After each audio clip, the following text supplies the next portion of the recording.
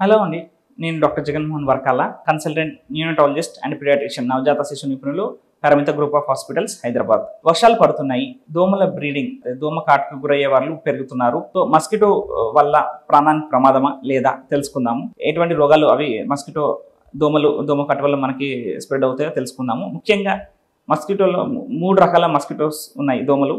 వాటి వల్ల ప్రాణాంతకమైన రోగాలు మనకి సంభవిస్తున్నాయి. Mosquito is one of the leading danger to human mankind. So మస్కిటోలో అనాఫిలిసిస్ అనే మస్కిటో మనకి మలేరియా అనే రోగాన్ని స్ప్రెడ్ చేస్తుంది. అండ్ అడిస్ ఎడిప్స్ అనే మస్కిటో ఫ్యామిలీ మనకి 3 రకాల చికెన్ గున్యా, డెంగ్యూ, జైకా వైరస్ ని స్ప్రెడ్ చేస్తుంది.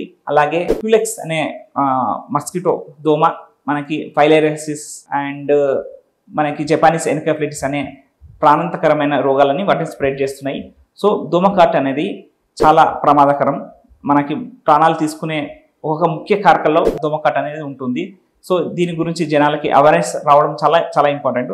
దోమలు అనేవి జనరలీ వర్షాకాలంలో మనకి వాటర్ లాగింగ్, అంటే ఎక్కడెక్కడ వాటర్ ఉంటాయో అక్కడక్కడ దోమల వాటి పెంపొందించుకుంటూ పెరుగుతూ మల్టిపుల్ అయ్యి అవి ఆ దోమలు ఒకసారి మనని బైట్ చేసినప్పుడు మన బ్లడ్లో నుంచి మీల్స్లోంచి ఆ వైరస్ని కానీ అది లాగేసుకుని అది ఇంకో పర్సన్ని మళ్ళీ కరిచినప్పుడు అందులోకి ఇంజెక్ట్ చేస్తుంది. తన లాలజం ద్వారా అది ఇంజెక్ట్ చేస్తుంది. ఇలా దోమల ద్వారా ఈ ప్రమాదకరమైన రోగాలు యాసెస్ దోమల వల్ల రోగాలు రావు, కానీ దోమలలో ఉండే వైరస్లు మిగతా వాళ్ళకి స్ప్రెడ్ చేస్తూ, వైరస్లు కానీ పారాసైట్లు కానీ వేరే వాటికి స్ప్రెడ్ చేస్తూ ఈ వాళ్ళు ప్రాణాలకి అపాయంగా ప్రాణాంతకరంగా మారుతున్నాయి. దోమలని నిరోధించడం ఎలా?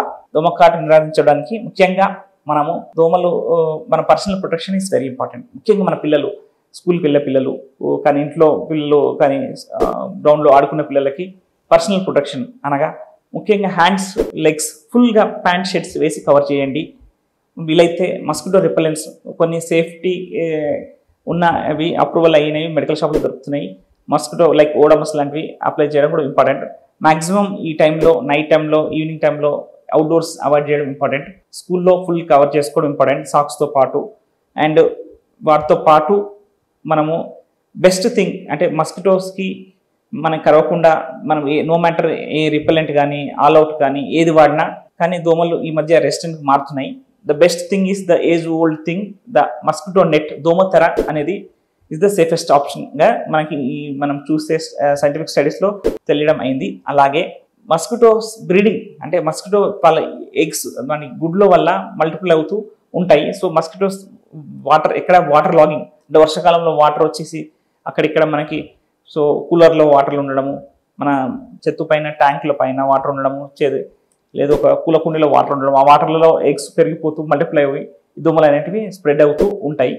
సో వాటి బ్రీడింగ్ ఆపాలంటే కొన్ని రకాల కెమికల్స్ వాటర్లో వేయడం, ముఖ్యంగా ఇంట్లో ఎక్స్ట్రా వాటర్ లాగింగ్ ఎక్కడ లేకుండా చూసుకోవడం చాలా చాలా ఇంపార్టెంట్.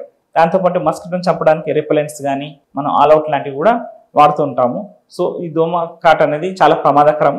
ముఖ్యంగా వర్షాకాలం సీజన్ అంటే ఈ కాలంలో చాలా చాలా ప్రమాదకరం. అందులో ప్రమాదమైన రోగాలు dengue has become an epidemic, అంటే ఒక మహమ్మారిలా మారింది. ఇప్పుడు కోవిడ్ ఎన్ని ప్రాణాలు తీసుకుందో అంతకి ఎన్నో రెట్లు డెంగ్యూ ఇప్పటి వరకు ప్రాణాలు తీసేసుకుంది.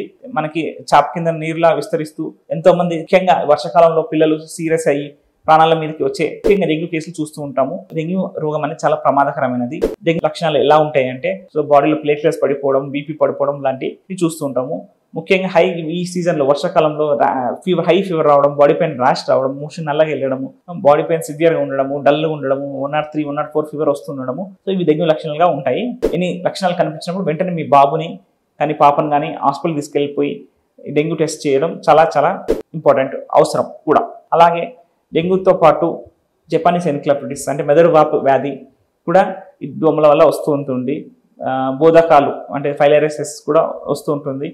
అండ్ చికెన్ గున్యా లక్షణాలు ఎలా ఉంటాయంటే బాడీ మన జాయింట్ పెయిన్స్, సివియర్గా జాయింట్ పెయిన్స్ వస్తుంటాయి. ఫీవర్తో పాటు సివియర్ జాయింట్ పెయిన్స్ వస్తున్నాయంటే చికెన్ గున్యా కూడా అయి ఉంటుంది. అది కొన్ని నెలలు కూడా ఉండే అవకాశం ఉంటుంది. సో చికెన్ గున్యా బారిన కూడా పడకుండా మనం కాపాడుకోవాలి. ఎందుకంటే రీసెర్చర్స్ ఈ మధ్య రీసెంట్గా చికెన్ గున్యా కేసులు కూడా ఎక్కువగా చూస్తున్నాం. లాస్ట్ 15-20 ఇయర్స్ బ్యాక్ చికెన్ గున్యా చూశాక ఆ తర్వాత ఇప్పుడు రీసెంట్గా ఇంకొన్ని కేసులు పెరిగినట్టు మేము గమనిస్తున్నాము.